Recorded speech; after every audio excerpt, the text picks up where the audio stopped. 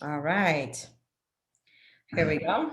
I just started the webinar, so we'll wait a few minutes for people to start joining in.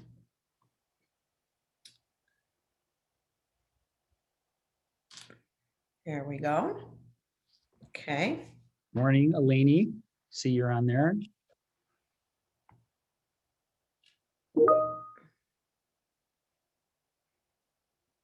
All right. Great. Yep, we've got people trickling in. So good morning, everyone who's joined so far. We're going to wait just another minute or two. Hi, Bree, Danielle, Eleni. Let's see. Yeah. Janice is on there. Hey, Janice. Kathleen. Good All morning. right, good. Yeah, we have some of our clients joining today, other people that we've made connections with. So we'll be able to speak to our customers and friends who don't work with us today. Good morning, Danielle. Good morning. Okay, well, great. So here we are, midweek, ready for some security tips with Waz. The fun stuff. Yes, absolutely. All right, Waz, and I think perhaps if you want to share the slide. Sure. Just so we can follow our agenda. I think we got about 30 more seconds and then we'll get started. Sometimes people will trickle in a few minutes after, but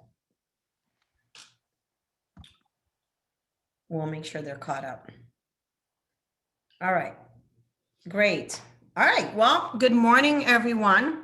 Thank you for joining us today for this cybersecurity webinar that Waz, our Director of IT, is going to review with you today. So we're set for an hour, but we're going to do this webinar for about 40 minutes, and then we're going to open it up for Q&A, and if we end early, we end early. We're also recording this webinar, which I think is really important because I know some of you may have employees and colleagues who could get value from today's webinar. I think this is really important. The reason why we're actually doing it is because we've had a lot of clients come to us and even friends and colleagues emailing me saying, you know, I was phished, or we had a potential wire transfer scam. Like, how is this happening? What do we do? And really, it's been a lot lately. And so we decided that we're going to answer a lot of the questions that we received via email and telephone calls through this presentation. And then, of course, we will wait until the very end to ask you questions. Now, I do want this to be interactive. I think it was a lot of fun last time when we did this with Will, who manages our service side of the business. He did one on Teams, which those are, by the way, on YouTube. We had it interactive and people typed in questions as he was talking. Feel free to do that. I will facilitate those questions as we go and either answer them via the chat, or I will repeat those questions out loud to Waz and then he can answer those. So, okay, moving on to the next slide. Well, so for those of you who don't know MXO Tech, if you're not our client, we're an IT consulting firm here in Chicago. We're all over the place now because of the pandemic. We're working remote, but I started the business back in 2005. This is our team here. We help companies with their IT services. So we manage everything from help desk support to their security to their network, and then our software development side of the business. We build custom applications, mobile applications, and do system integration. So this is the combined team here at MXO. And probably a lot of you who know us have talked to some of these team members, and Waz has been with us here for a year. He's our Director of IT. I think, Waz, there's a slide about you here after this, but there is. tell you a little bit about Waz if you want to switch to the next slide. He joined us at MXO a year ago, but he's got over 20 years of experience.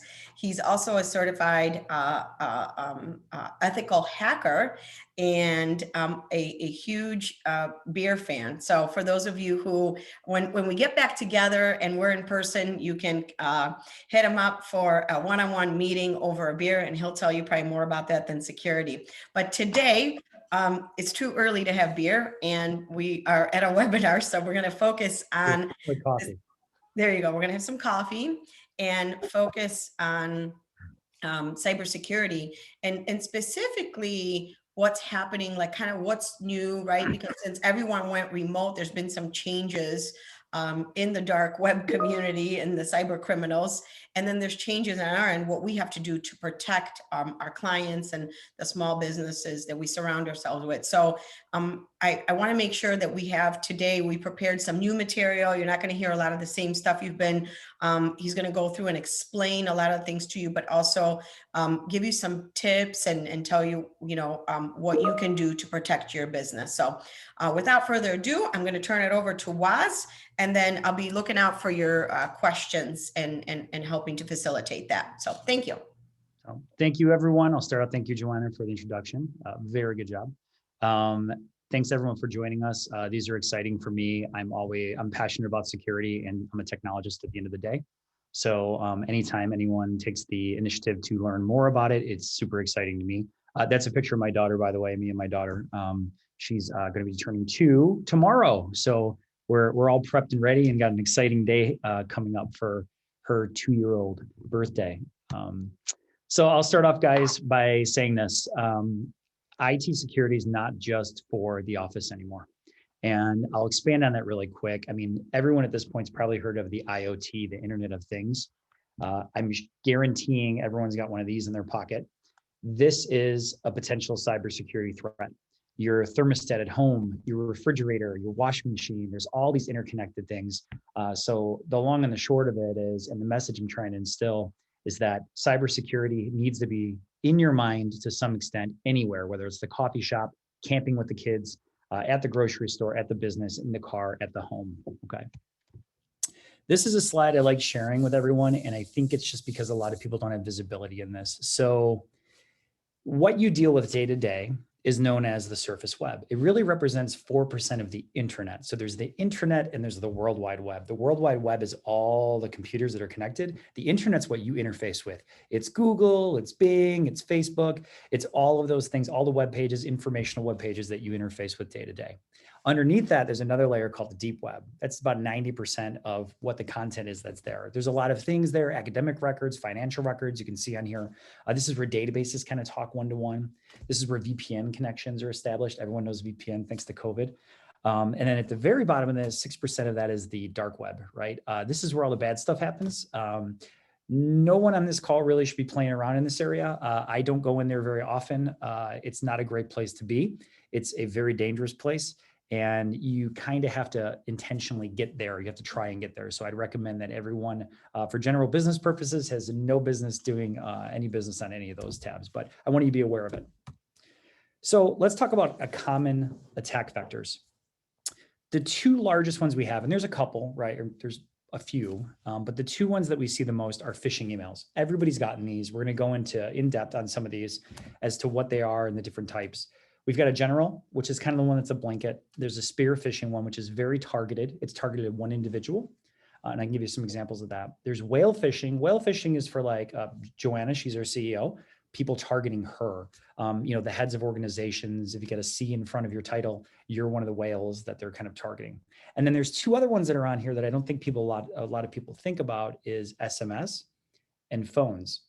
These are now attack vectors. You will get text messages that are encouraging you to give information and forfeit it over, as well as phone calls that are trying to get information from you or steal credentials or other important sensitive data.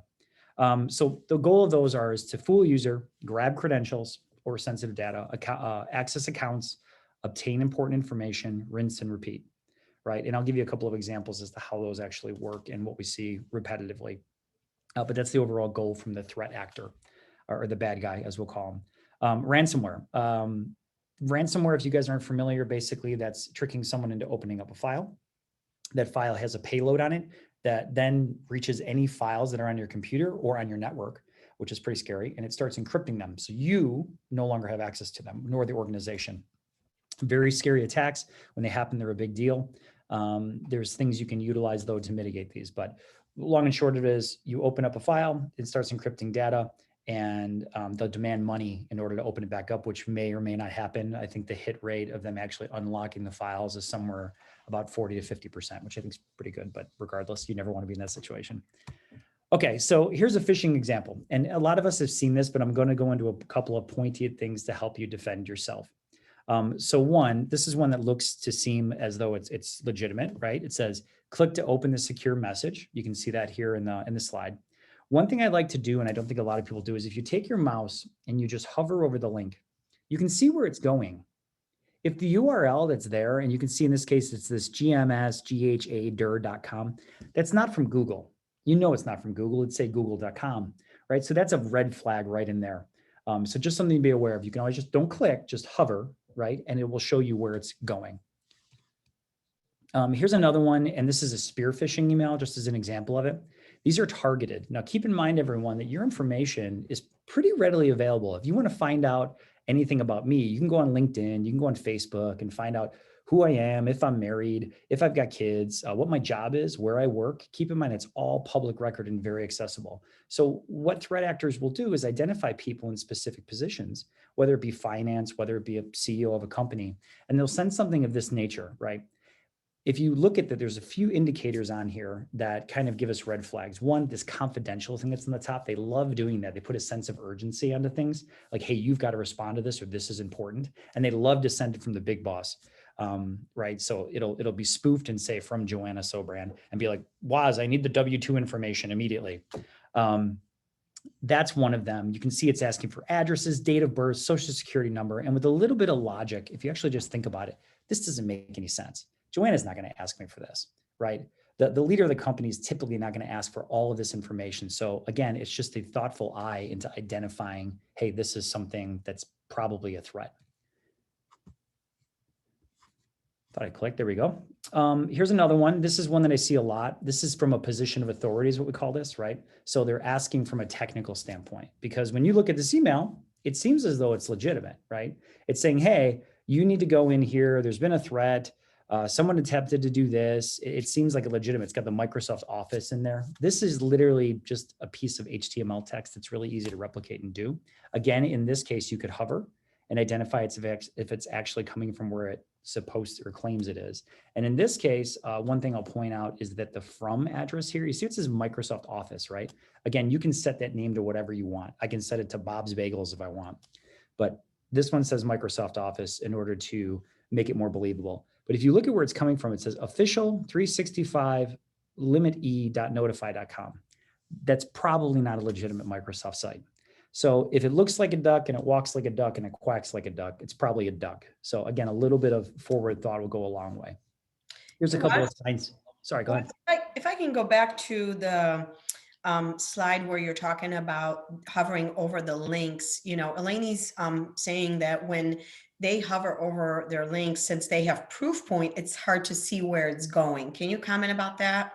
Absolutely, Elaine. That's fantastic, because what that means is that you've already been protected by your upstream protection suite.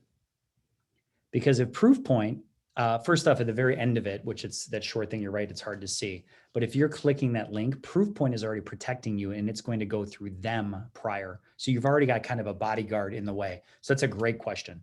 Again, if it's gone through proof point, first off, evaluate the email. If it doesn't seem right and it doesn't seem legitimate, or let's say it's from someone you know, allegedly, pick up the phone and go, hey, did you send me this? It just seems kind of weird. You could click it. You have a better chance of it not being an issue if it's going through Proofpoint. There's no silver bullet, unfortunately, but most of the time, considering that Proofpoint is a very good, robust tool that we utilize, you're probably safe in clicking it. Okay. And by the way, for those of you who don't know what Proofpoint is, it's a spam filtering software. And it's just another layer of security to add to your kind of, I call security, it's like an onion you peel, right? Just constantly adding different layers because there isn't that one thing that's going to protect you. Yeah, So people can have different spam filtering software. This one, it happens to be Proofpoint, is just another version of it, or a brand. I'll add to that, Joanna, because that's a great call out. It's more than just spam too. It's a protection suite. So it's actually identifying phishing emails and threat emails, not just spam is just an annoyance, right? We kind of bulk everything under spam, but spam could be, hey, do you want to buy this pickle making machine, right? This is actually a protection suite as well that's looking at those links. That's the reason, Elaine, in your example that it says Proofpoint, it says Proofpoint already examined that link. That's great. Yeah, that's a good point. So that's why we always recommend for our clients to have it, because it helps you in so many ways. So I have one more thing, Pat, from my IG. I've also informed my employees, if they are even in doubt, to reach out to MXO to review. That's a great point, Pat. Absolutely. You guys can always call us and ask our help desk team about an email if you're uncertain. Yeah, I've got an old rule of thumb I use, and this is from my college days, if anyone can sympathize, but you know that little mini fridge you got and you look in there and you're like, how old is that pizza? Right? When in doubt, throw it out. I hate to say that, and you might think it's like an important email. If it's really important, it'll come back to you, believe me. Or check it out. You know, call someone and say, hey, did you send this? I do it all the time, and I'm telling you, people always think they're going to be looked at in a negative light, and they're not. If you're just confirming for the sake of security, no one should ever be mad about that, right? So that's a great call out though, Pat. Yeah, and feel free to call the guys. They'll walk through it real quick. They'll check it out, see if it's viable, see if it's not. If you're a current customer, you have that available to you at any time. So great call out. Thanks, Pat. A couple of things to recognize about a phishing email, guys. Undisclosed recipient. So we're going to look at the to field here, right? If you look at the to, it'll kind of have like one person's name, or it'll have some weird characters. It'll say something very odd. That's a blanket that they're kind of sending it to multiple people, right? Or if it's in the BCC column, if it was sent to you, but it's in BCC, you know, that's a little spooky to start with.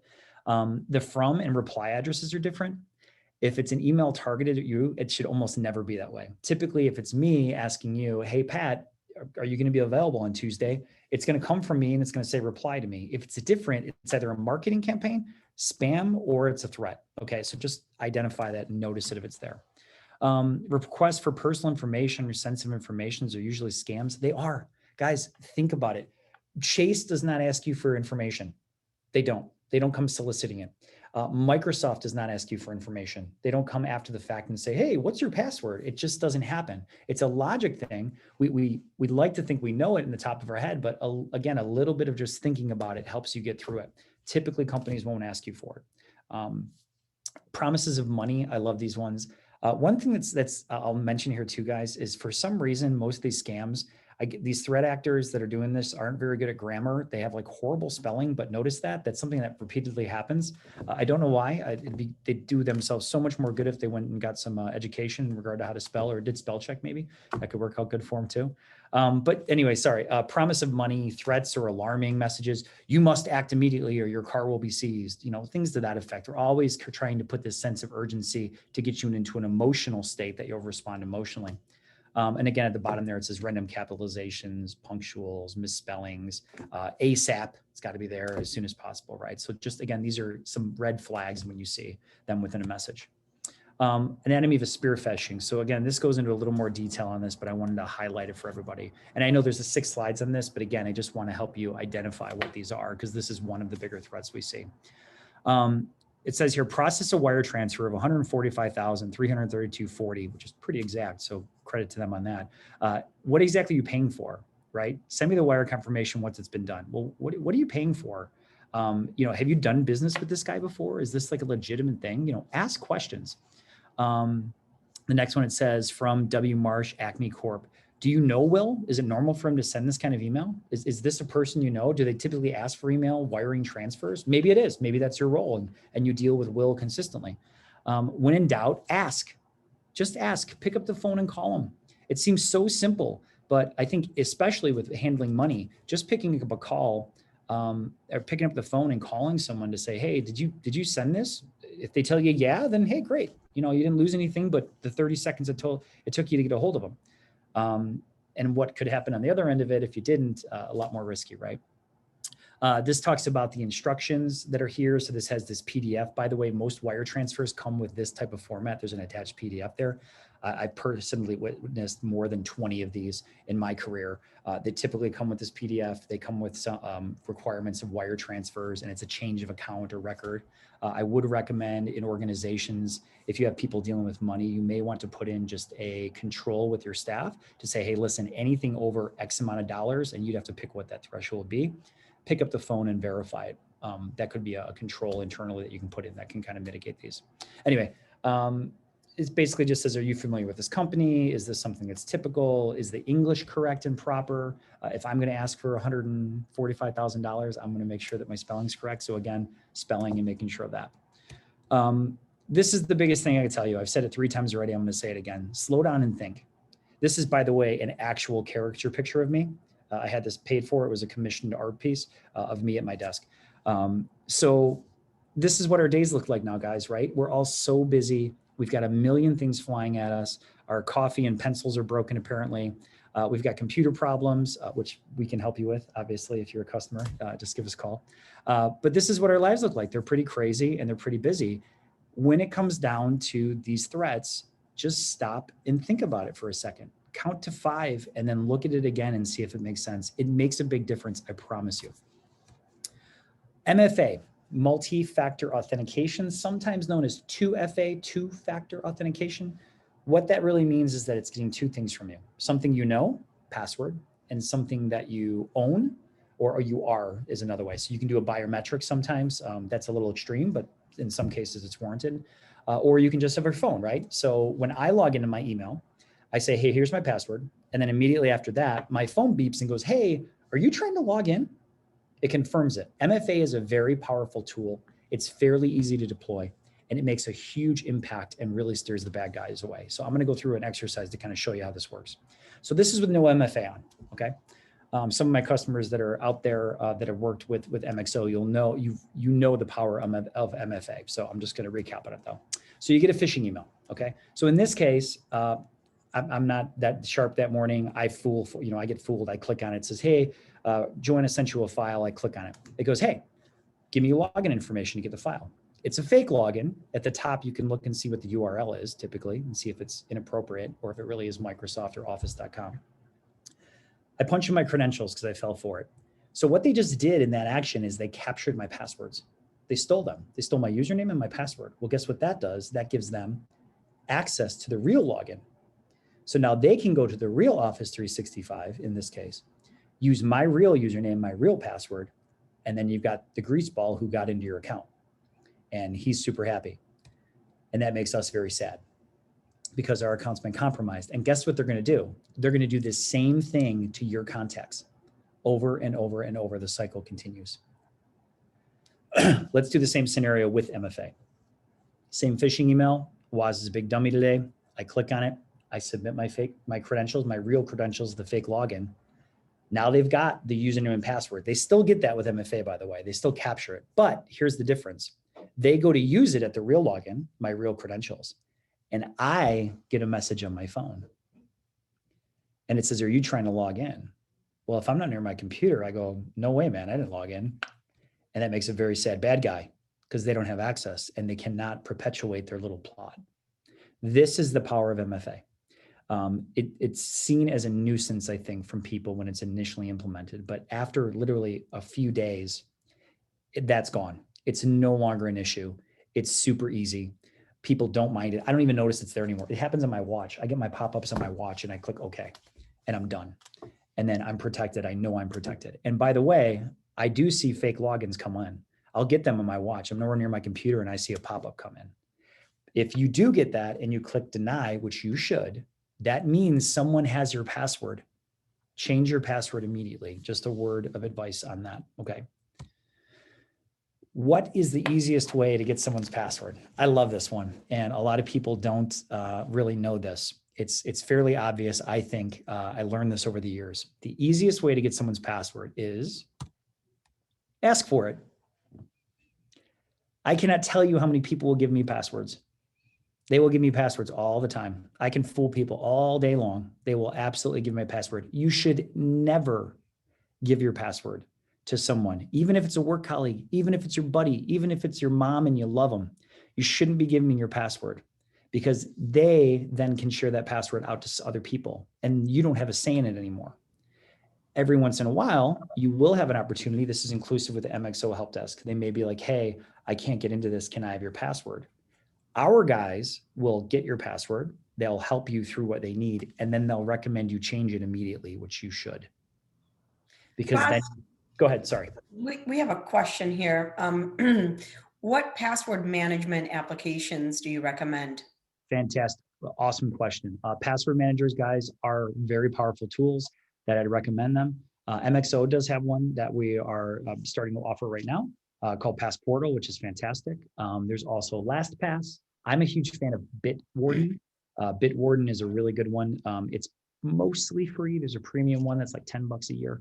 But I definitely recommend Password Keepers. If you're not familiar with what a Password Keeper is, I'll do 5 seconds on it here. It's really a application that has a really long one robust password to get into it, and then it stores all of your passwords in an encrypted fashion.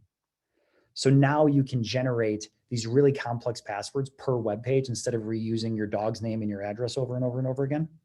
You can keep them all in one database, and it will automatically propagate them into web browsers or store them on your phone so you always have them. Yeah. So password managers are fantastic, but those are the ones I'd say. 1Password, LastPass, Bitwarden, and Passportal. Those are all the ones. And Waz, I have another question for you along that. So hopefully that answered your question, Enrique.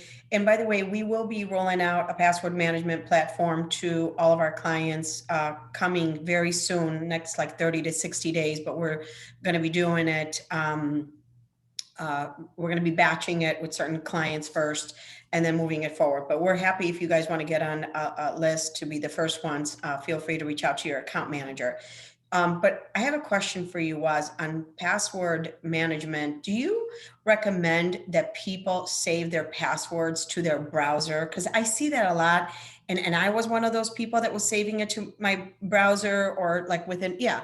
And someone told me not to do that. So I've stopped that. Now I use this password management tool. Can you talk a little bit about that? Why should you do that or not? Yeah, absolutely. I would recommend that you don't. And the reason for it is, even though it's semi-protected, if you think about it, it's on your hard drive. It's easier to access in most cases. And some browsers are better than others, to be truthful. But as a blanket statement, I'll say no. Get a password manager. And there's a reason for it. Again, the database that the password manager uses is encrypted. No one's getting into it. And they're cheap, guys. I mean, or free. Bitwarden is free. You can literally download it and use it today as it is. It doesn't cost you anything. And it's easier. It will do that automatic propagation for you. You can have the application on your phone so your passwords are stored with you. You can access them easily. So that's a fantastic question, Joanna. I recommend that you don't. Now, keep in mind, when you have a password manager in there, you may get 2 pop-ups. Safari may say, hey, do you want me to update your password? And then you have your password manager saying, hey, do you want me to update it? You want to disable the one that's enabled within the browser and let the password manager handle it. So that would be my recommendation. Yeah, yeah. And I think, for me, when it gives me that pop-up, it says Bitwarden on it, and I know to save it there. That's a really nice tool as well, because when you change your password for an application, your password management tool recognizes that right away and asks if you want to update it. So everything's stored in one place, and I don't have to remember all these passwords, which has been super helpful. Okay. And more importantly, too, is it will not only do that, but it generates very robust passwords. My average password is between 16 and 25 characters with alphanumeric, upper lowercase, complex characters all enabled in there. I can't possibly remember that, but the password manager does for me. Okay, sorry, bud. Great questions, thank you. Okay, so let's talk about using free apps. Everybody's got free apps, right? I'm here to tell you that free apps really aren't free, and I'll tell you why. Data is the new currency within the world. And if you don't believe it, look at Twitter and Facebook's stock prices, and you can kind of quickly identify that they're not really free at the back end. So here's something that's scary, but this is real, guys. This isn't just for you. This is for your family as well. I had said earlier that, IT is not just local, and cybersecurity is just not for work. It's for everywhere. Your phone and those applications track you. They can track your location. When you interface with it, it does a geographical latitude, longitude coordinate, and it tracks where you've been at. It knows your name. It knows where you're at. And it does this throughout the day. So be aware of that. This is true with Facebook. It's true with a lot of different applications. Social media applications specifically do this. There's been a lot of progress towards this within the operating systems of iOS and Android to alert you of this. But the applications are getting smarter, and now Apple and Android are starting to get smarter too, to again put this in front of your face, but be aware of it. So these are a few examples. This is Facebook on the left, and these are actual trace logs on the right. So these are actual recordings of positions that this particular user utilized and where they were tracked. These are in the phone. They're there. They don't really hide it. It's hard to find, but it's in there. I would recommend that you disable your location tracking as often as you can. Some applications require it. Obviously, if you're using a GPS app, you're going to need to know, it's going to need to know where you're at. But with things like this, they're looking for information. They want to know, hey, you're close to Starbucks. Here's a Starbucks ad, right? They want to know the 6 stops that you went there. And if you think about it, this is kind of like someone following you around all day. It's a little creepy and spooky. Definitely disable these when you have the opportunity to do so. It's a quick Google search and you can get in and disable every one of them. Free Wi-Fi. Everyone sees this all the time. You know, Starbucks is free Wi-Fi. Walmart has free Wi-Fi. Target has free Wi-Fi. I'm here to tell you it's not really free. What they're doing is you're logging to their site. They're marketing to you. They can read information off of your phone, whether you know it or not. Some of it might be limited. They might be able to have a further reach depending on the operating system that you're utilizing. But this is just information, guys. They pay for these data lines. Walmart's paying to have a data line in their store. So why are they giving away free? They want data on you. They want to know where you're walking around. They want to know which aisles you're in. They're watching your contact tracing. Oh, Bob went from the toilet paper aisle over to the medications aisle, right? They're using this data and putting together information about you as a user, as a person. So I would steer away from these. Data plans tend to be pretty open nowadays and pretty affordable. So you'd want to stick with that is what I'd recommend. Bad USB, what you need to know. So USBs are abundant, these thumb drives. I know you guys see them. We see them at trade shows. We see them all over the place. I actually brought one, a prop. So this is my USB key that I just bought. This is a 1 terabyte USB stick. You can run several operating systems off here. As a matter of fact, I'm willing to bet that this capacity on this little USB stick is larger than the majority of the computers that you guys are on right now. I'm willing to bet that the bulk of you, this is larger than it. Imagine the content, imagine the damage something of this nature can do with that much capability. And look how small it is. It's nothing. It's the size of my, just a piece of my finger. They can be very dangerous. They're great tools. We can use them, right? But I need you to make sure that if you see one on the ground, leave it on the ground. It's not just a free USB stick. That's scary. I used to, in former endeavors, you could plant these with payloads on them. And as soon as you plug in your computer, it looks like you get a free, USB stick, but in reality, it dumps some code on there. It could be doing some malicious content and malicious activities on there. It's not worth it, guys. That's the long and the short of it. If you buy one from Walgreens off the shelf, it's probably okay. But if you see one on the ground, leave it there. If you're, you get these in a million of different ways. So just be cautious of them. And Waz, what about if you're at a conference and, you're speaking with vendors that are in your industry and they say, here's more information or a USB, you could take that home and review it. Yep, absolutely. Unfortunately, same answer. It's the same answer. You never know, right? You don't know if that vendor is legitimate or not. If you wanted to, Joanne, I think you'd admit this because we've done trade shows, but anyone could really register for a trade show, couldn't they? Yeah. That's a hell of a way to get a lot of victims by putting in a couple $100, right? And you get a booth and you can get a lot of people to infect themselves with the code that you want in order to get them payback. So one of our partners did a test on at a conference and so many people plugged these in and they were not legitimate. And then they got a pop-up that said, you've been infected, but it's a test. So, because they were trying to teach people. So don't even take these from conferences. Yeah, unfortunately, that's the reality. You'll know, I've noticed it's slowing, like people don't do it as much because of this too. So, but just something to be aware of.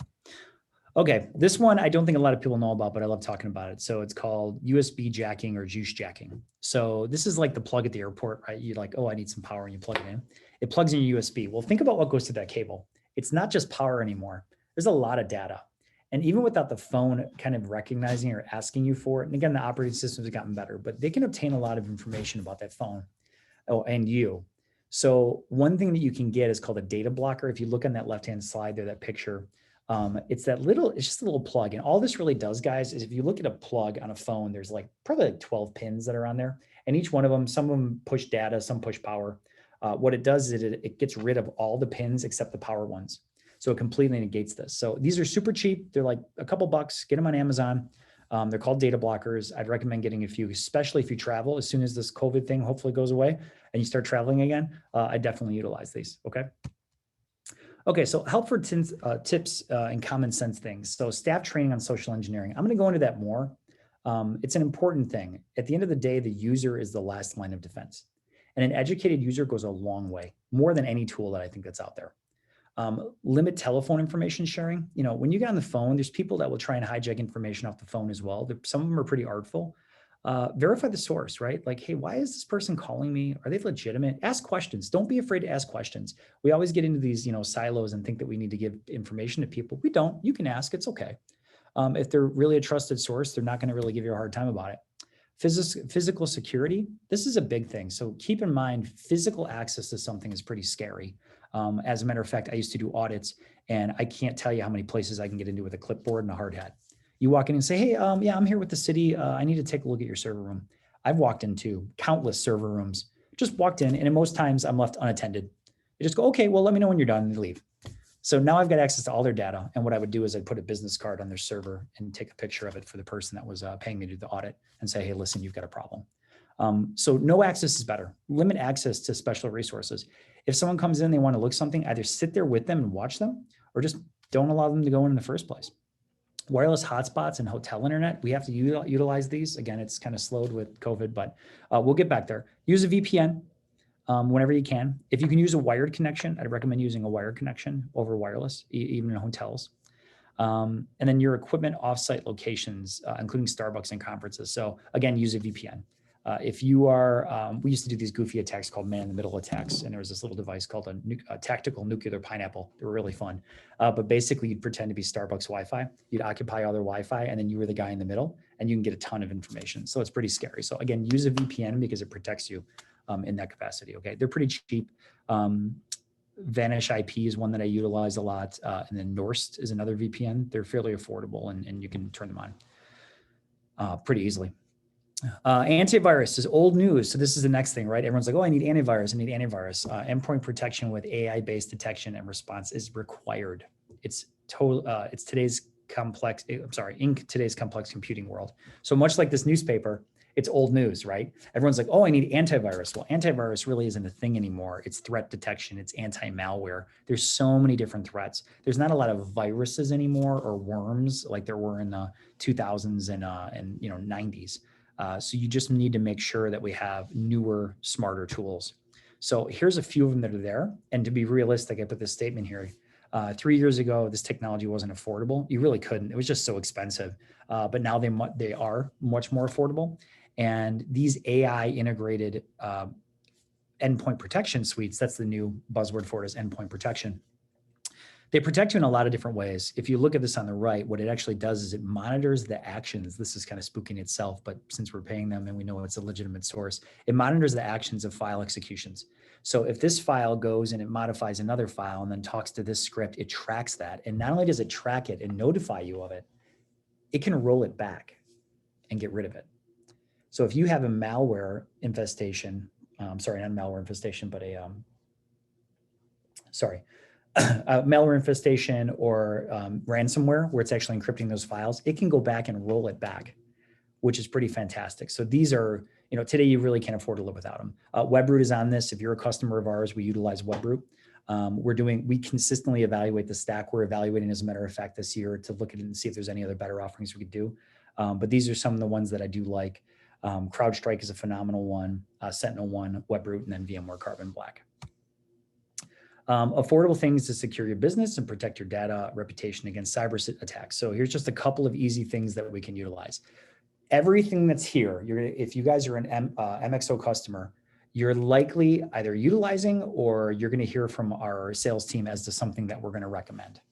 So there's layers to this, and I know it's a lot, but I'm going to break them down quickly. A security assessment. Going in and having an actual security assessment of your environment done. It's a paid for thing, but it's a good thing to do just to evaluate where you're at. Are there any holes that are out there? Is there any way you can protect yourself better? Spam email, that's that proof point offering that we utilize, making sure there's something upstream that's not only filtering junk, but threats. Passwords, using complex passwords. I know that sounds silly, but making sure that you're using complex passwords and they're rotating on a regular basis is very viable, and it really does mitigate a lot of risk. Security awareness. I really love this one. Again, last line of defense is the people. If we can train those people to identify these, inclusive of this seminar, by the way, you guys are learning right now, so that's why I'm so thrilled. But you are getting stronger and hopefully walk away with a better understanding of how to identify some of these threats. Advanced endpoint protection, that's what I just talked about a second ago, making sure that you've got that in there. Multi-factor authentication, again, that's coming up. Computer updates, this is, again, something if you're with MXO that we do for you. We make sure that your computers are up to date. This used to happen a lot more a couple of years ago that your computers weren't up to date. But if you've got older computers, Windows 7 computers now are end of life, they need to go away. This is something that protects you. As the newer operating systems come out, the vendors protect those, right? They give updates to those to stop threats. At a certain point, they stop supporting them, so they can't get those new updates. Dark web research, this is a great tool, doing deep web searches or dark web searches to see if your credentials have been compromised. It's pretty scary to see. We've done some of these audits for people, and you can actually see some of your password being highlighted. It's an eye opener, so I'd recommend doing it if you get the opportunity to, or talk with your MXO rep. SIMs and log authentication, those are really security log monitoring. That's more of a kind of an advanced threat thing. So what it's doing is it's monitoring all the logs in the computers to see if there's any oddities that are in place. Encryption at rest. So this, I'll give a quick synopsis because there's a lot on the slide, I know that, but basically your hard drive, if I were just to steal your laptop and take your hard drive out of there, if you don't have encryption on that BitLocker, or we use ESET as a locking tool, I can really just plug that into my computer and access your files. So I'm kind of circumventing your password and everything. When you have encryption at rest, you can't do that. Firewall, everyone should know what a firewall is at this point. Keeps the bad guys out, make sure that only little holes can come through. They are more advanced nowadays than they used to be. They have intrusion prevention systems and intrusion detection systems that actually will take action or identify when a threat comes in. Web gateway security, it's the same kind of thing. We utilize DNS protection to make sure that the users can't go to sites that they're not supposed to. Basically, it stops it before you can actually grab that. And then backups. BDR really is it. Not only backups, but disaster recovery. So backing up local files in case you restore them, and then making sure that it's stored somewhere else outside of the server room, because God forbid you have a fire or something. Super important, ensures business continuity. You want to make sure that you can get back up quickly and that you don't lose a lot of data if there is a complication. So again, there's a lot of layers here, and I know this is a lot. Here's one thing to bring up, cyber insurance. This is a predominant thing. Joanna, we carry cybersecurity insurance, don't we? Yeah, absolutely. So we carry it, and we actually, our broker offers it to our customers as well, because they only work with IT companies, but they will also provide it to the clients of the IT companies. So we have it. It's actually a requirement for us with some of our clients. And it definitely makes me sleep better at night knowing that we have cyber insurance, just because we have a lot of liability and risk. Yeah, and you know what? It's not perfect for everybody, but it's something you should consider, okay? At least ask about it and say, hey, listen, what does this cover? If an incident did happen, what would be covered for? It really could give you peace of mind, okay? So here's a question for everybody. What is your best defense? So I went over all these threats, everything that's out there, all these countermeasures. So what do you think the best one is? So we've got MFA, firewalls, we've got complex passwords, we've got anti-malware, we've got antivirus, we've got encryption at rest, and we've got AI living on our network, protecting us against all this thing. So which one do you think is the absolute best one we can have? It's none of these. It's none of these. It's an educated, security savvy team member. That is your best defense. 100% is your best defense, because they are the weakest link, or they are the strongest. Yeah.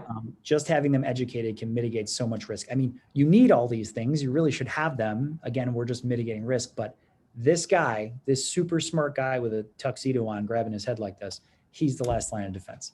And honestly, that's what we should all strive for. So how do we get there, right? We've got all these people. They've got different opinions. They've got different jobs, and they're busy.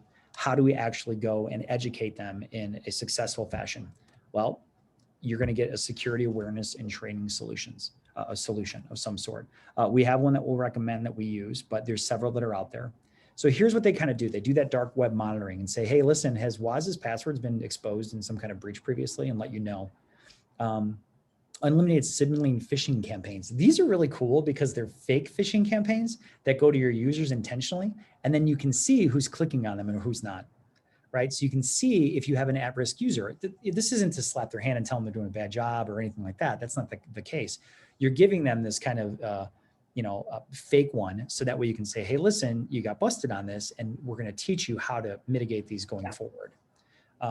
Written security policies, that's an important one too. Making sure that you have written security policies, and the offering that we have does have a lot of policies that are there. They're templates that you can plug in, but you really should have a use policy, what's appropriate, what's not, just to protect yourself, legally, if nothing else.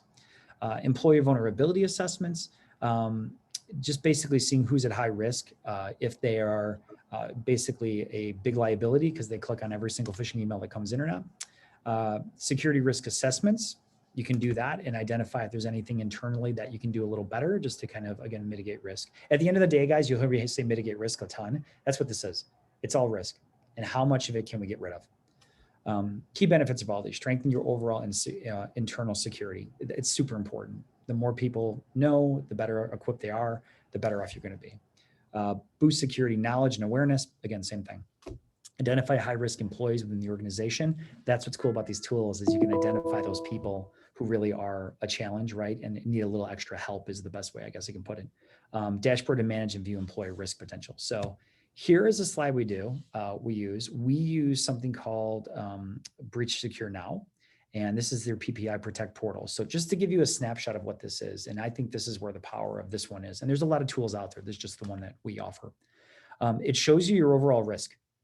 How many people during this campaign are actually clicking on things?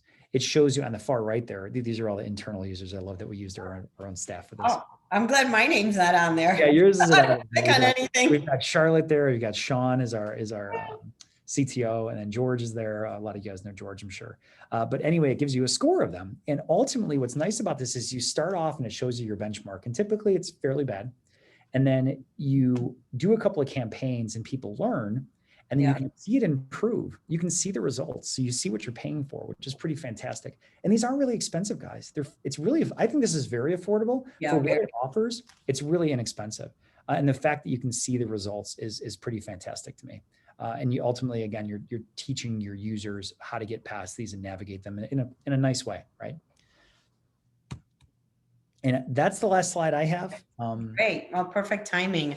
Yeah, I think we have a couple of questions. Thanks, Waz. That was very helpful. I couldn't agree more. I've seen such a transformation with our clients who have our security training. Their scores go from being in the red to yellow to green. And honestly, the employees are very thankful and just grateful for the opportunity to get this education. And it's online, it's like videos and online questionnaires, because they don't want to be the risk to your organization. And they have accidentally, no one wants to do it on purpose, but as you guys know, they've bought gift cards, they've done wire transfers, all kinds of things, because especially when the boss sends it to them, they want to make sure that they don't disappoint the boss. So they hurry up and get it done, because they fall for a lot of the ASAP and immediately. Sense of urgency. Sorry. Yeah, exactly. Sense of urgency. Mm-hmm. So it's super helpful. And I agree. You could not make a smaller investment that has the biggest impact as this. I'll give you one customer that we actually just were looking at the other day, Charlotte and I. They had a 17% click rate, and based on the user base they had, I think that turned out to be like 38 people clicked on it. And then their following report showed 1% instead of 16%, which ended up being like 1.2 people, which is a pretty substantial difference if you think about that, because each one has potential risk. So and the cyber criminals are getting so sophisticated that the training is also getting sophisticated, and it's being updated constantly, right? So it's not the same videos, not the same spoofy emails that they're getting sent. So like, for example, during the holidays, a big popular one was the UPS delivery, right? And so a lot of people clicked on it because they thought they were getting a package, because most people were ordering gifts and that, no one was going to the store. And so even that, it's available on the platforms, teaching people kind of even ahead of the criminals what's about to happen, so they can look out for that. Anyway, I have a couple of questions here. So if you guys have more questions, please put them in the chat here. Edward is asking, hello, Michael, do you think common MFA integrations will need to be reevaluated in order to combat the increase in pen test tools like Modlishka or Evelynix, which can capture and bypass MFA sent to mobile devices? Those are interesting names. Okay. Yeah, that's a fantastic in-depth question as well. It's a loaded question too. Yeah, I think MFA is going to have to evolve over time here. There's a couple of different solutions that are getting out there kind of to mitigate MFA in its entirety. I don't know if you've ever heard of Hyper, but basically what it's doing is it's intelligently monitoring the location of where you're at, as well as a couple other characteristics to identify you versus just using MFA. So MFA is the best we have at the moment. The circumvent, just as Joanna said, that the bad guys are constantly getting smarter. It's still a very viable tool, I think. I think that the people who are employing those advanced threat or interception technologies really want to get into you. So I think it's still a fairly low number at this time. But yes, I would definitely say that over time, we're going to see an evolution within MFA to make it a little more robust. Enrique, thank you. Enrique has a question. What about QR codes? Are they a security risk? Yes and no. Sorry, Waz, I think he was asking that when you were talking about the USBs being plugged in. Yeah, so QR codes, especially 3D barcodes, they don't necessarily have a payload, but in most cases, it just leads you to a web page. A lot of people utilize them. You'll see them at public places. You'll see them at places like zoos or things like that where you can interact and they're easy to utilize. And in most cases, they just point to a web page, which isn't a big deal. As long as you utilize them and the web page that you go to isn't asking for any kind of credentials, I think for the most part, they're fine. I haven't seen a lot of threats coming in that way. Something to think about though, as time passes to see if they are a threat. If they're going to try and execute code. But to date, I have not seen any major threats to any mobile devices, whereas typically you'd interact with them. Okay, thank you. Another quick question. What has changed since like the pandemic, from a security standpoint versus prior? What are like some things to really look out for today, especially as your employees are working from home now, to protect your business from that, Yeah. So one of the things we've seen, guys, with the onset of COVID and just how rapidly it actually happened, everyone went home, right? I've seen this with multiple clients. Basically you got sent home and people are utilizing their home PCs to leverage their work computers, whether they're doing it via remote desktop of some sort or they're doing VPN. That poses a risk in itself. And the reason it does is because we can't prove or disprove that the PC that's at home is up to date, it's contemporary, it's got the proper security or endpoint protection that's on there. I would be so inclined, at least for the short term, if it is a big concern of yours, to actually buy a subscription for antivirus and have your team members just buy it for their home usage, whether they have it or not, and say, hey, listen, could you put this on there? At least just to encourage people to put it on so you have some sort of protection. But it is a challenge. And honestly, there's no easy way to skin that cat, unfortunately. When you have VPN access, you're basically everything on your computer is connected to the network, which poses a risk. So it's a good question. It's not a super easy one to answer. I would definitely recommend just buying a suite of software and just volunteering it to your team to say, hey guys, do you have antivirus in place? If you don't, here's one that you can utilize. It's a year license and give it to them. It's a cheap investment for the protection. Absolutely. And we can, by the way, if anyone is interested who's our existing customer, we can help you with that. We can just install our whole suite that we give you today.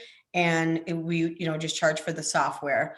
And also anyone who's not our client that's on the call today, if you want to purchase just the security training, you don't have to be our customer for all of our IT support services. You can just get our security training. So we bought like a lot of bulk licenses for this. Just we're really making sure that everyone is protected. I have another question here. Many of our employees access email on their cell phones. If we implement MFA, would they need to enter a code to access email on their cell? And do you recommend an antivirus or malware on cell phones with accessing work emails on a personal cell phone? Great question. Yep, very good question. No, I wouldn't recommend an antivirus software on a cell phone. Though those risks are out there. I mean, everyone's probably heard of Jeff Bezos's attack on his phone. Though they're out there, they're minimal. I mean, keep in mind, Jeff Bezos is a very high target. That was probably a very sophisticated attack that took some time to execute. So I don't think you need an antivirus on your phone. I don't use one on mine. I'm a Apple guy. So I would say, no, you don't need it on the phone. Now, in regard to MFA, yes, MFA is across the board. If you put it on for the office, you put it on for mobile. Yes, you want it on your phone. The interaction kind of goes like this. So you'll open up, I don't first off get MFA warnings on my phone. If I go to open up let me say I have the Outlook app, for example, I would get the MFA. When I open Teams, we use Teams internally, then I get an MFA prompt. It literally is just a pop-up, pardon me. When we use Microsoft, you get the Microsoft Authenticator. It just gives you a pop-up and says, hey, are you logging into Teams? You click yes. And it's a real quick thing to do. You just literally click OK. You can do it via text, which a lot of people prefer for some reason. And I'll give you a quick breakdown of that. The text sends you that code, right? So I open Teams. It sends me a code. I have to look at the code, copy it, and paste it. Most of the new phone operating systems will take the code and automatically populate it for you. It's a little easier. But I personally utilize the Authenticator app. From Microsoft, there's a million models. There's the Google Authenticator if you have G Suite. There's the Microsoft if you use Office or MS 365. That just gives you a pop-up. It literally just gives you a little button that says, do you approve or deny? And like I said, it really does do it on my watch. So it'll pop up. I just click approve and I'm in. So that's kind of the interaction with it and as to how it works. Typically, the built-in mail applications, like I use the just baked in iOS email, it doesn't prompt for that generally. All right, thank you. I have another question here. When vendors, guests, clients enter your building and ask to join your Wi-Fi network, are there any additional security measures that need to be taken? Pat. So great question. Yes and no. So the answer depends. I would recommend you should have a guest network. Always have a guest network.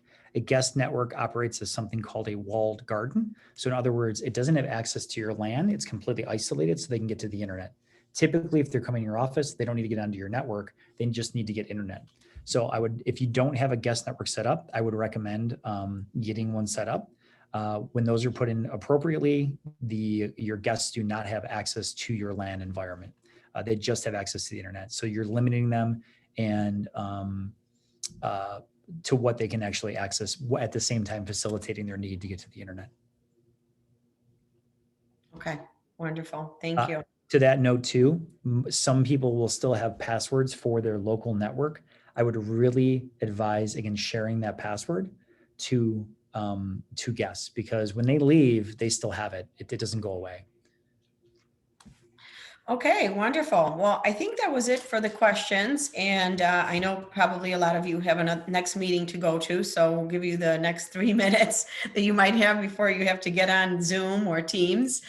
So thank you, Waz, for a presentation today. I really enjoyed it myself. I felt like I learned a lot. If you want to post a comment or something in the Q&A or the chat for Waz, of course, he'll greatly appreciate it. If you liked it, or if you have more questions, or you need us to follow up on anything, feel free to post that in this chat today. Otherwise, we really enjoyed having everyone here, and we're here to help you. I can't stress enough how I really want to make sure that MXO is that company that you could rely on to make sure that your business is protected. So yeah, so thank you very much. Good, I'm glad, thank you. We have a couple of thank yous, very useful webinar, great presentation today. Yeah, I appreciate that feedback because, you know, we're doing this for you guys, obviously. So if you enjoy these, we're going to continue. Also, if you want to post anything, what other webinars would be helpful? I want to make sure that we do these webinars and on topics that are useful for you, for your colleagues, for your employees. So if there's anything else that maybe you want, I'm happy to do it. You could also email us at ask@mxotech.com and give us some ideas for topics and webinars you want or questions you have. So that's another way to get a hold of us, or just call our office. So. Absolutely. Just thank you for me as well. Thanks for listening, everyone. It's an important step. Hopefully you did learn something. And thank you for the opportunity to teach you. Yeah. All right. Enjoy the rest of your Wednesday. Have a fabulous one. Thanks for your feedback. Thanks, guys.